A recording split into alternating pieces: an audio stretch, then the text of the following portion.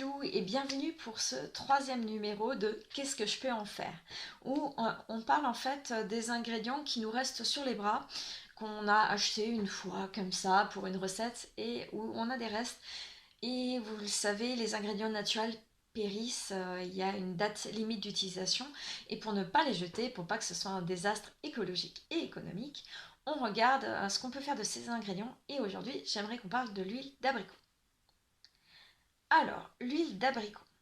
L'huile d'abricot, déjà, on va commencer un peu par parler d'elle.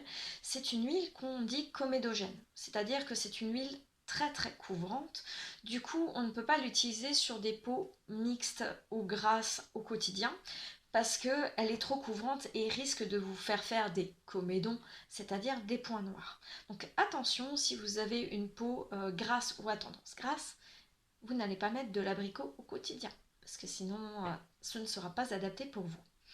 En revanche, l'abricot, elle est très intéressante parce qu'elle est riche dans un acide gras qu'on appelle l'acide gras oléique. Alors si vous ne voyez pas de quoi je parle, j'ai fait une vidéo sur les acides gras, donc la famille des acides gras oléiques. Les acides gras oléiques qui sont des acides gras qui sont réparateurs. Donc en fait, de par sa richesse en acides gras oléiques, l'abricot, elle est bien pour réparer les peaux lésées. Donc ça peut être tout ce qui est, par exemple, de l'eczéma, du psoriasis, les désastres de l'âge, tout simplement. Ça peut être aussi, maintenant, ce qui est lié, par exemple, aux vergetures. Donc tout ça, on peut utiliser l'abricot vu qu'elle est réparatrice. L'abricot, c'est un fruit orange, et comme la plupart des fruits et légumes oranges, ça signifie qu'elle a une richesse en carotène. Donc c'est un ingrédient qui va donner un aspect bonne mine. Donc j'ai envie de dire, si vous avez une peau mixte ou tendance grasse et que vous savez faire vos crèmes, vous pouvez toujours ajouter un tout petit peu d'abricot, mais pas beaucoup dans la phase grasse, diluée par exemple avec de l'huile de jojoba ou de noisette.